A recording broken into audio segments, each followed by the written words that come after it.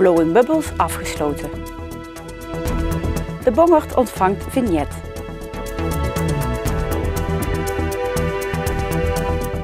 Het is vandaag 8 mei. Dit is het Pelemaasjournaal. De lichamen van de sinds 2006 vermiste Marokkanen Karim Foukour en Fouad Bandella uit Venray zijn maandagavond in een bosgebied nabij het voormalige huis van Lau Gerards in Arsen gevonden. Dat maakte hoofdofficier van Justitie Roger Bos woensdag in Maastricht bekend tijdens een persconferentie. De 2 Venrayse Marokkanen zouden in 2006 zijn betrapt toen ze een hennepplantage van Gerards leeghaalden. Daarop zouden ze zijn vermoord. Hun lichamen werden echter nooit gevonden. Op 11 mei 2006 verdwenen Karim Foukour en Fouad Bandella uit Venray. Zij waren toen 21 en 23 jaar oud. In de afgelopen 8 jaar is er veel onderzoek gedaan naar hun verdwijning. Dat onderzoek heeft ertoe geleid dat we de afgelopen dagen een gerichte zoekactie in Arsen konden opstarten. Die zoekactie heeft gisteren geleid tot de vondst van 2 jonge mannen. Op basis van de gebitsanalyse die vandaag in Eindhoven heeft plaatsgevonden, hebben we voor 100% zeker kunnen stellen dat het gaat om Fouad en Karim. Onze gedachten gaan in de eerste plaats uit naar de nabestaanden van Karim en Fouad. Wij hopen dat de vondst van de lichamen van beide jongens hen zal ondersteunen in het rouwproces. Begin 2014 werden beide verdachten in deze zaak op grond van nieuwe feiten en omstandigheden aangehouden.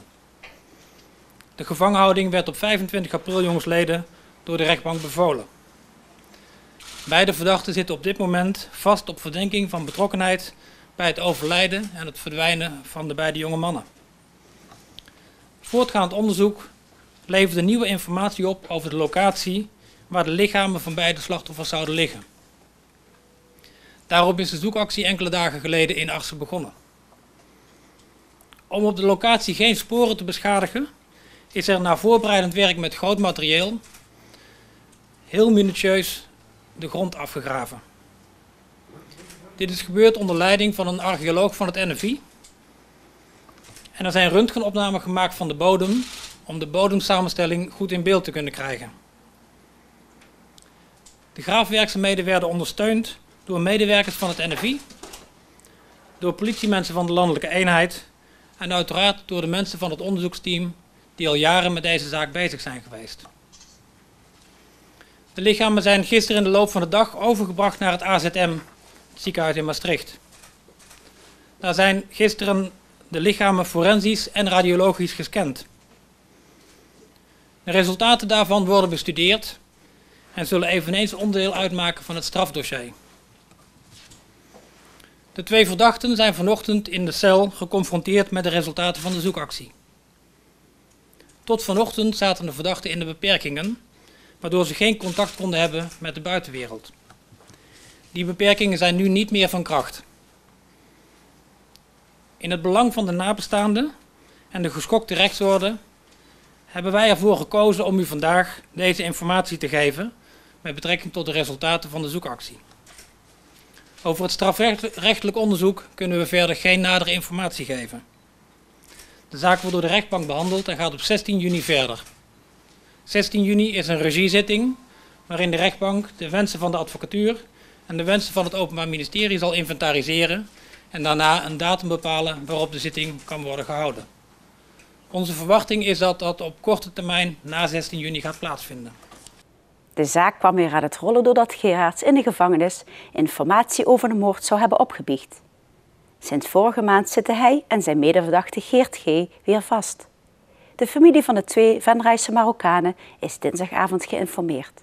Toen wij nog niet absolute zekerheid hadden, maar wel voldoende aanwijzingen om de nabestaanden te informeren, hebben we de familieleden en de nabestaanden geïnformeerd. Het is gebeurd door de politie.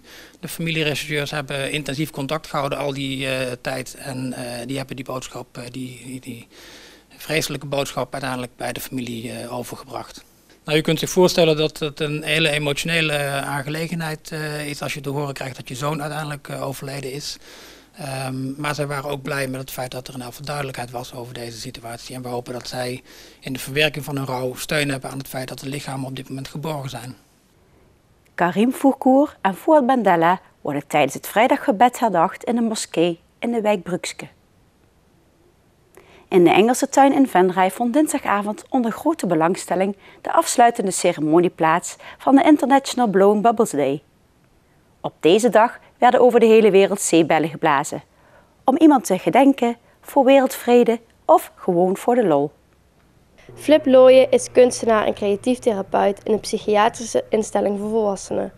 4 jaar geleden zette hij International Blowing Bubbles Day op.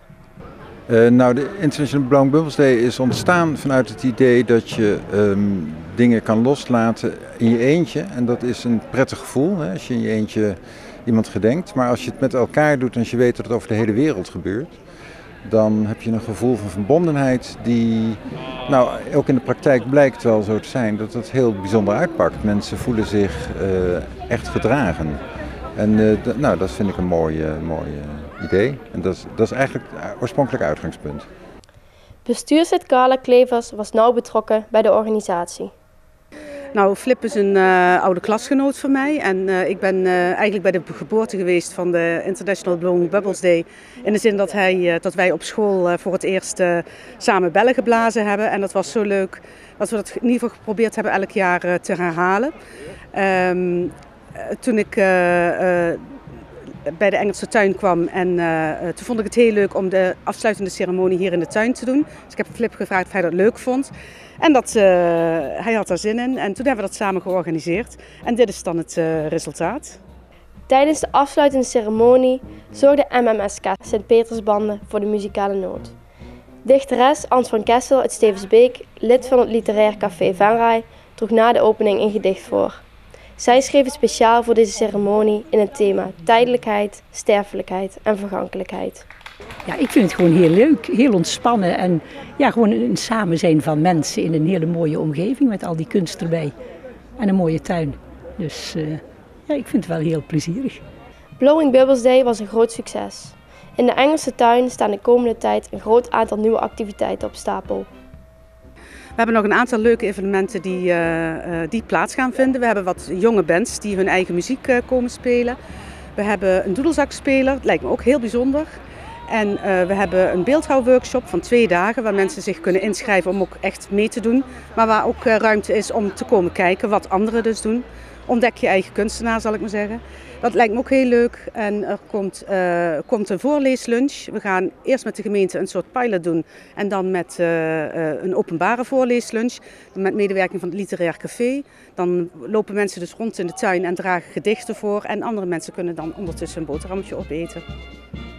Voor het eerst was de afsluitende ceremonie voor International Blowing Bubbles Day openbaar. Tot grote vreugde van de vele jonge en oude bellenblazers die de mooiste creaties maakten.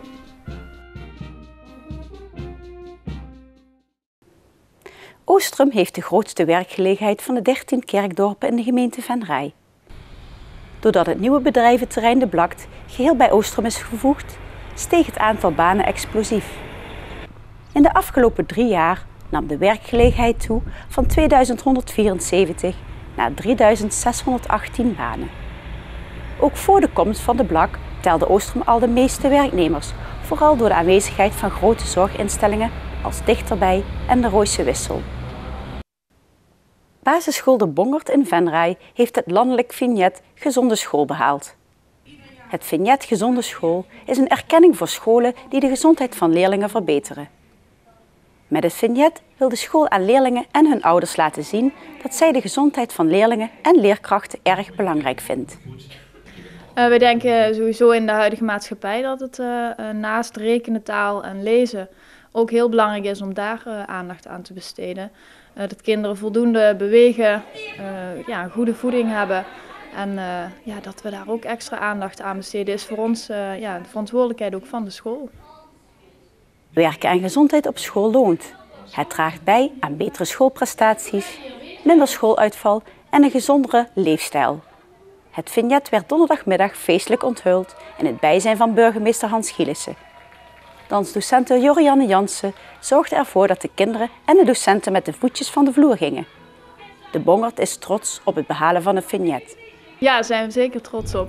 Als eerste basisschool van Venray en derde van de regio Noord-Limburg is het toch mooi om te behalen.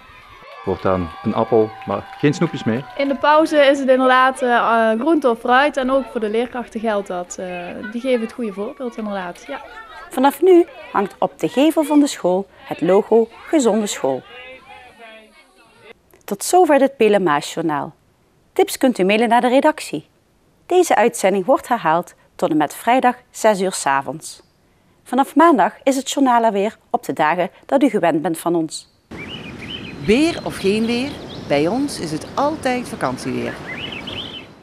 Vannacht is er kans op een aantal buien. Ook overdag is die kans er en er kan zelfs gepaard gaan met onweer. Als het droog is, zal de temperatuur stijgen naar zo'n 17 graden. Bedankt voor het kijken en heel graag tot maandag.